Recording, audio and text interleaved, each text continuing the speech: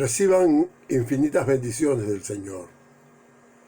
Mi nombre es Jesús A. Géliga Torres y les hablo a nombre de la Iglesia Presbiteriana del barrio Higüey en Aguadilla, Puerto Rico. He sido designado por nuestro pastor, el reverendo Luis E. Ruiz López, para ofrecer el foro bíblico dominical de nuestra congregación de manera virtual, en tanto estemos atravesando por la pandemia del coronavirus. Hoy nos corresponde la lección número 9 del periodo actual, asignada para el domingo 1 de noviembre del 2020. El título de esta es Un lugar de paz. Usaremos los versos del 1 al 12 del capítulo 43 de Ezequiel. Iniciemos la lección escuchando la lectura de estos versos. En el nombre de Jesús leemos Ezequiel 43 del 1 al 12. Me llevó luego a la puerta que mira hacia el oriente, y he aquí la gloria del Dios de Israel que venía del oriente. Y su sonido era como el sonido de muchas aguas, y la tierra resplandecía a causa de su gloria. Y el aspecto de lo que vi era como una visión, como aquella visión que vi cuando vine para destruir la ciudad. Y las visiones eran como la visión que vi junto al río Quebar, y me postré sobre mi rostro. Y la gloria de Jehová entró en la casa por la vía de la puerta que daba al oriente. Y me alzó el espíritu y me llevó al atrio interior, y he aquí que la gloria de Jehová llenó la casa. Y oí uno que me hablaba desde la casa, y un varón estaba junto a mí, y me dijo: Hijo de hombre, este es el lugar de mi trono, el lugar donde posaré las plantas de mis pies, en el cual habitaré entre los hijos de Israel para siempre. Y nunca más profanará la casa de Israel mi santo nombre, ni ellos ni sus reyes con sus fornicaciones, ni con los cuerpos muertos de sus reyes en sus lugares altos. Porque poniendo ellos umbral junto a mi umbral, y su contrafuerte junto a mi contrafuerte, mediando solo una pared entre mí y ellos, han contaminado mi santo nombre con sus abominaciones que hicieron, por tanto los consumí en mi furor. Ahora arrojarán lejos de mí sus fornicaciones y los cuerpos muertos de sus reyes, y habitaré en medio de ellos para siempre. Tú, hijo de hombre, muestra a la casa de Israel esta casa, y avergüéncense de sus pecados, y midan el diseño de ella. Y si se avergonzaren de todo lo que han hecho, hazlo entender el diseño de la casa, su disposición, sus salidas y sus entradas, y todas sus formas, y todas sus descripciones, y todas sus configuraciones, y todas sus leyes, y descríbelo delante de sus ojos para que guarden toda su forma y todas sus reglas y las pongan por obra. Esta es la ley de la casa, sobre la cumbre del monte, el recinto entero, todo en derredor será santísimo. He aquí que esta es la ley de la casa. Sea bendito el nombre del Señor. Ezequiel fue un sacerdote y profeta hebreo que cuando el rey babilónico Nabucodonosor destruyó Jerusalén, siguió al pueblo a su exilio en Babilonia.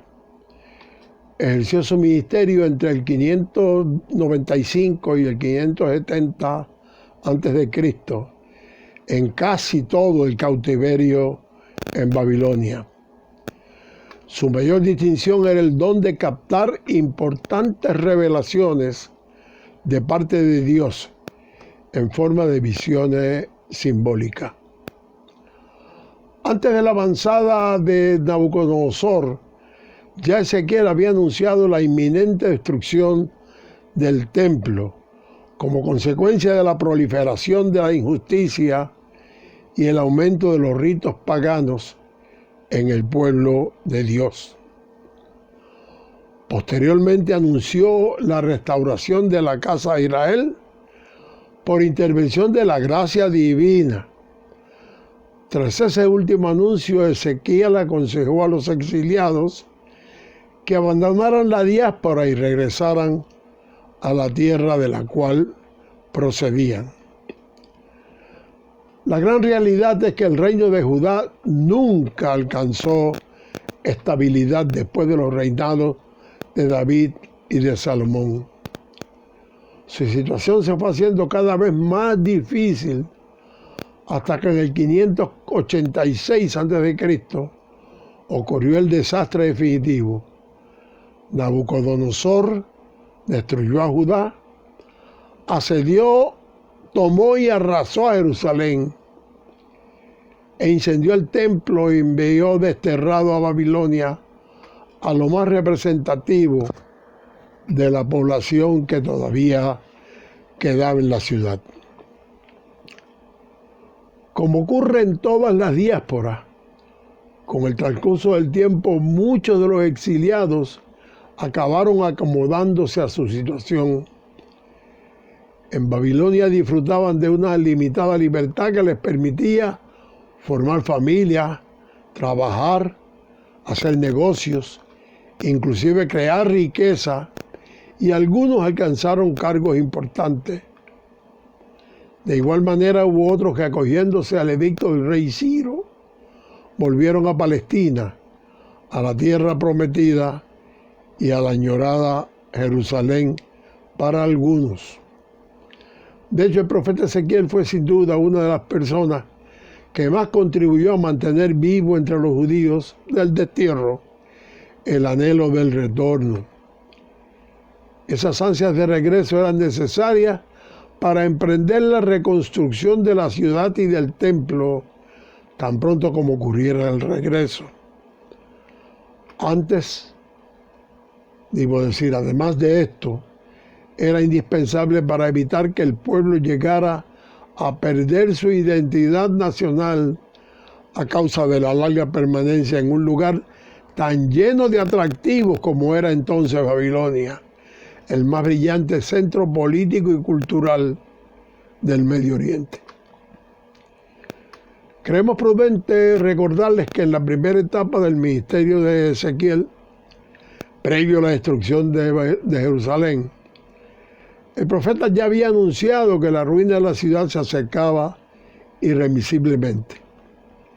En ese momento la gente de Israel se había hecho infiel a Jehová y le habían abandonado para rendir honores a ídolos de dioses extraños, siendo la ciudad de Jerusalén el lugar de mayor concentración de esa vileza. La caída de Jerusalén vino a demostrar la autenticidad de las predicciones de Ezequiel, y de esa manera su prestigio alcanzó probablemente los niveles más elevados ante la consideración de sus compatriotas en el exilio. Y es de esta manera tan especial que la misión del profeta consintió entonces en hacer comprender a la gente que las verdaderas causas del desastre sufrido, y en prepararlas para la obra de reedificación a la que habrían de dedicarse los que fueran repatriados a Jerusalén. Los temas de la predicación de Ezequiel en aquel periodo de su actividad encierran una gran riqueza doctrinal basada en la esperanza de la salvación que habría de llegar. Él anuncia que el pueblo disperso habría de ser reunido de nuevo y conducido de nuevo a la tierra prometida. Leamos los primeros 2 versos de la lección. El verso 1 y 2. Dice: me llevó luego a la puerta que mira hacia el oriente, y he aquí la gloria de Dios de Israel, que venía del oriente, y su sonido era como el sonido de muchas aguas, y la tierra resplandecía a causa de su gloria. En una visión previa, el profeta había visto esa misma gloria de Jehová elevarse de en medio de la ciudad y ubicarse en el monte que estaba en el oriente de la ciudad. Esa era una visión de despedida de la gloria de Dios. Ahora esta nueva visión se ubica en el mismo lugar de la anterior cuando ésta partía. La diferencia es que esta nueva visión, la gloria de Jehová, da aviso de estar regresando nuevamente al nuevo templo, a la nueva ciudad reconstruida.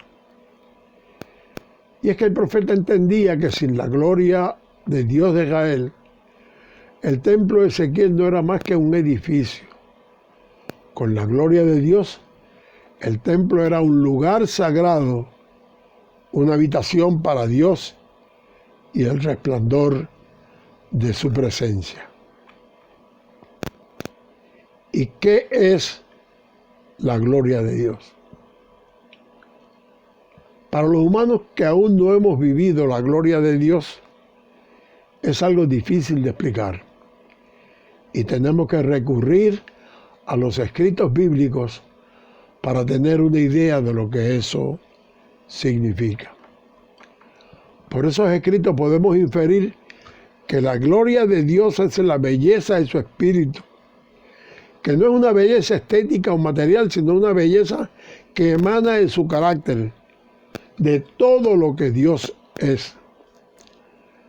Santiago 1:10 hace un llamado al hombre rico para que se gloríe en su humillación, indicando una gloria que no tiene que ver con la riqueza, con el poder o siquiera con la belleza material.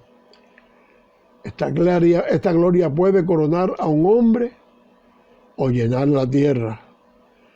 La gloria de Dios puede ser vista dentro de los hombres, pero no será de ellos. Siempre será de Dios. La gloria del hombre es la belleza del espíritu del hombre, la cual es falible y eventualmente pasajera, y por lo tanto también es humillación, como lo dice el verso. Pero la gloria de Dios, la cual es manifiesta en el conjunto de todos sus atributos, jamás se desvanece, es eterna. Isaías 43:7 nos dice que Dios nos creó para su gloria. En contexto con otros versos, puede decirse que el hombre glorifica a Dios porque a través del hombre la gloria de Dios puede ser vista en cosas tales como el amor, la música, el heroísmo, etc. Aquellos que servimos a Dios anhelamos convertirnos en los vasos que contengan su gloria.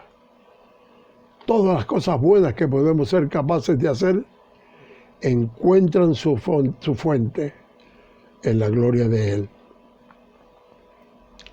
Dios hace lo mismo con la naturaleza. La naturaleza exhibe su gloria. Su gloria es revelada en la mente del hombre a través del mundo material en muchas formas y con frecuencia de diferentes maneras para diferentes personas. Una persona puede quedar cautivada por la vista de las montañas y otra persona puede amar la belleza del mar.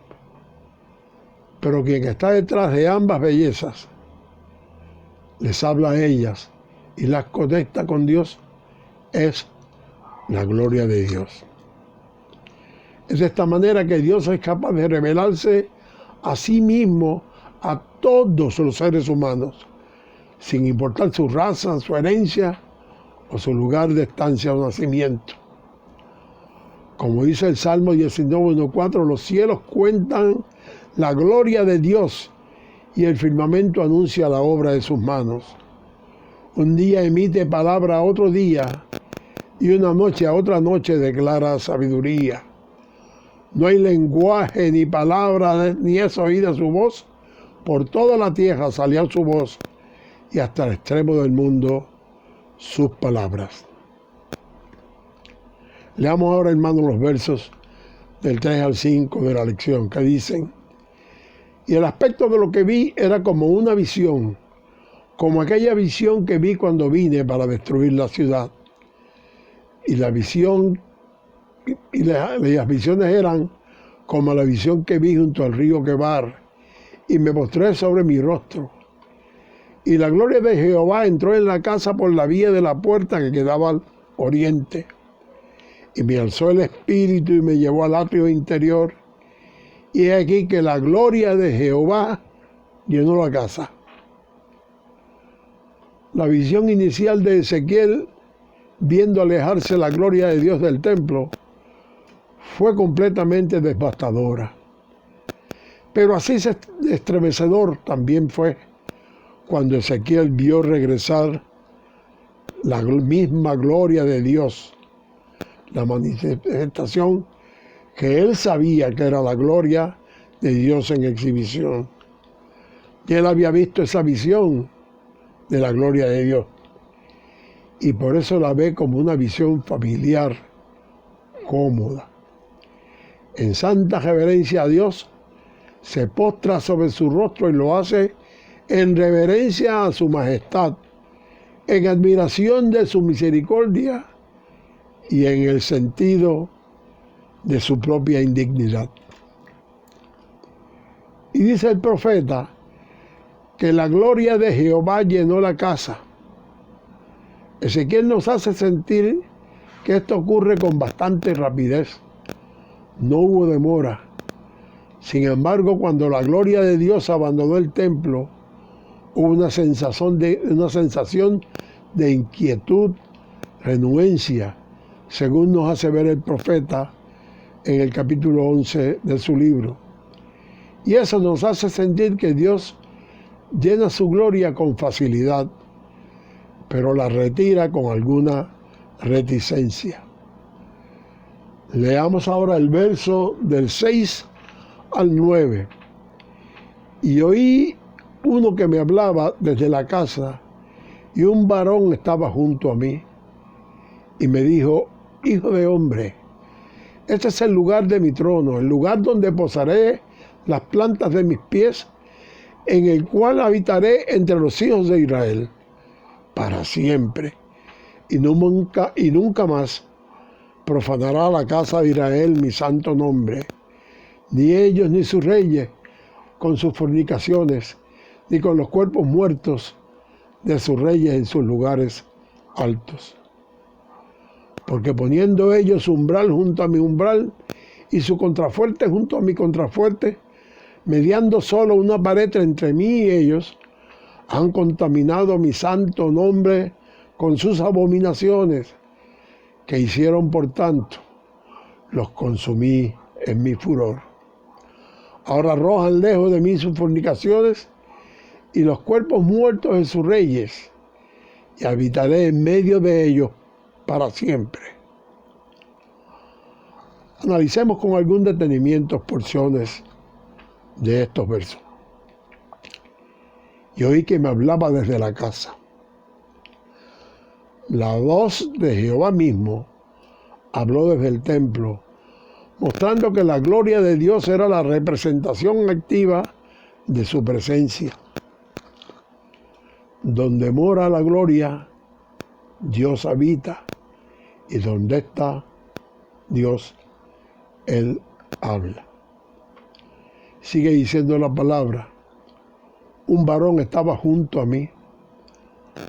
Hay estudiosos que presumen que este era el hombre radiante que era guía de Ezequiel a través del templo, o pudo ser probablemente un ente angelical, una teofanía o una manifestación de Cristo preencarnado. Esta es la última mención del hombre radiante. Nada más se dice de él. Desaparece misteriosamente de la vista, dejando que el profeta se concentre en el mensaje que está a punto de recibir del recién llegado Rey Divino y que ahora comienza a hablar. También dicen estos versos: este es el lugar de mi trono, en el cual habitaré en medio de los hijos de Israel para siempre. En virtud al texto, Jehová proclamó que había regresado al templo para reinar. Era su trono donde se posaría y donde se permanecería.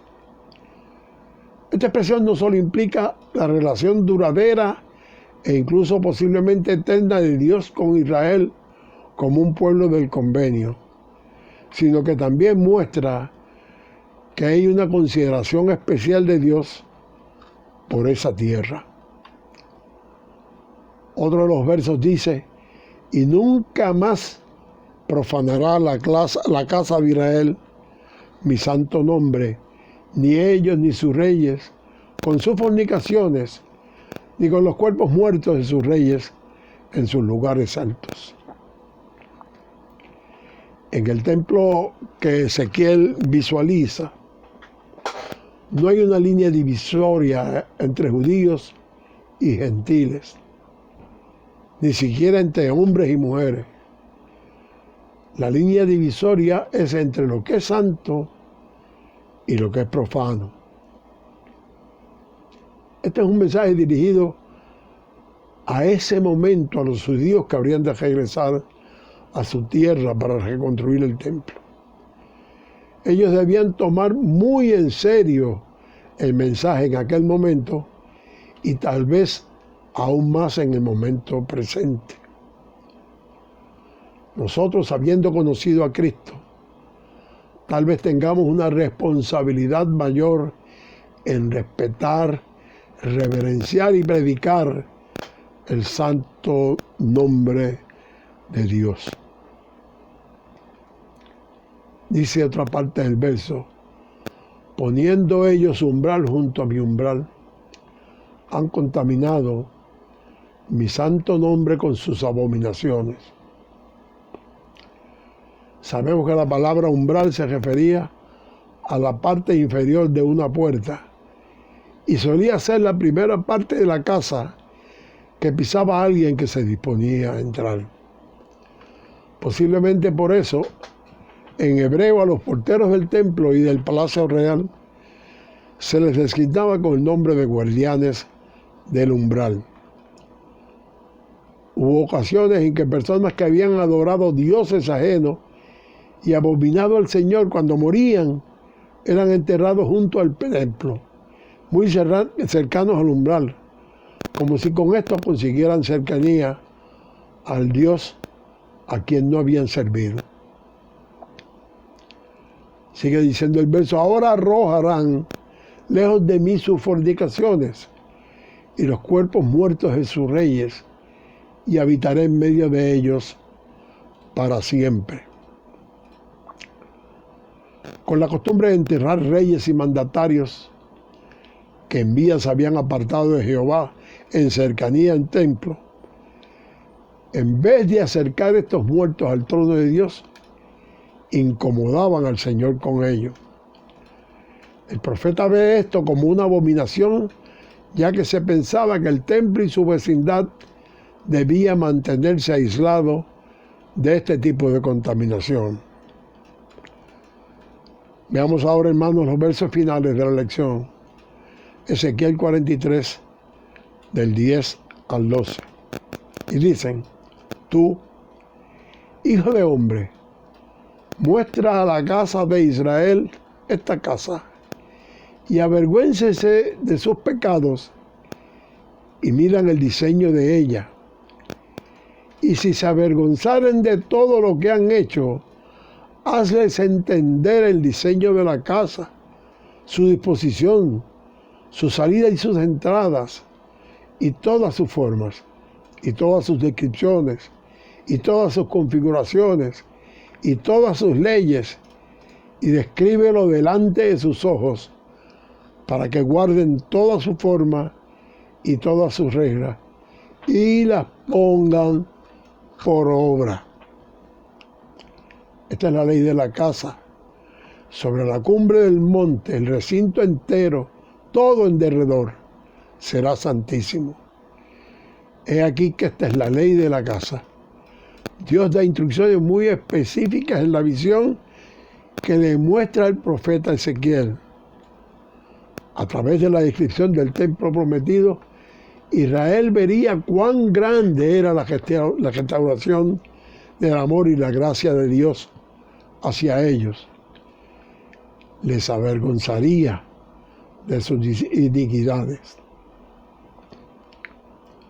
El diseño del templo, la manera como estaba dispuesto y el detalle de la descripción fue la seguridad para Israel de que esto era real.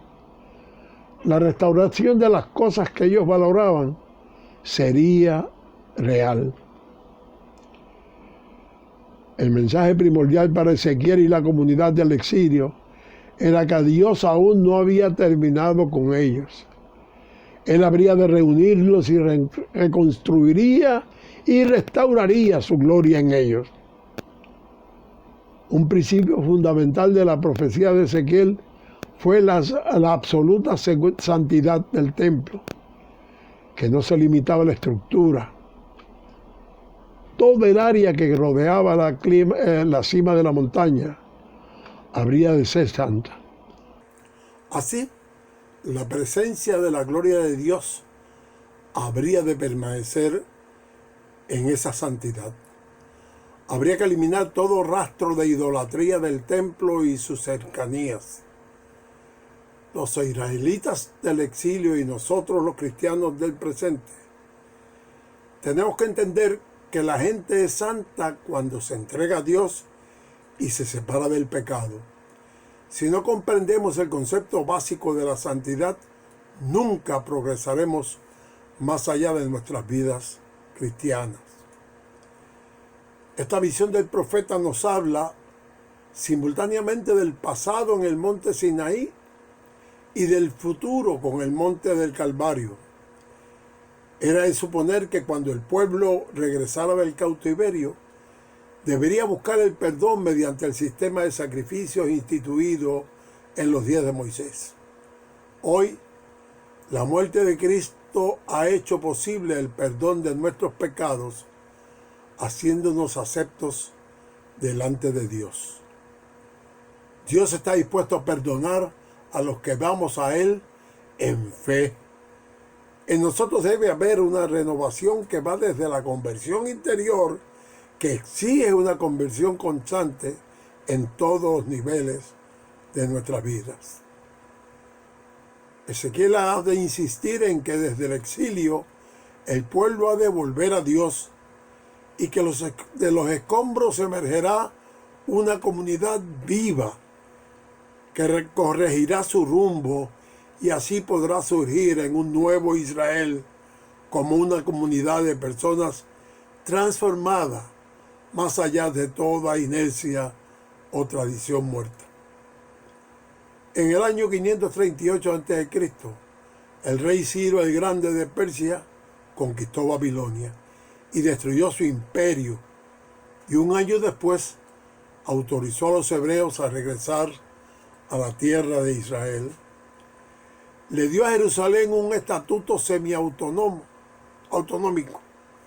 posiblemente para tener un estado tapón que le sirviera de parapeto contra el creciente poder de Egipto.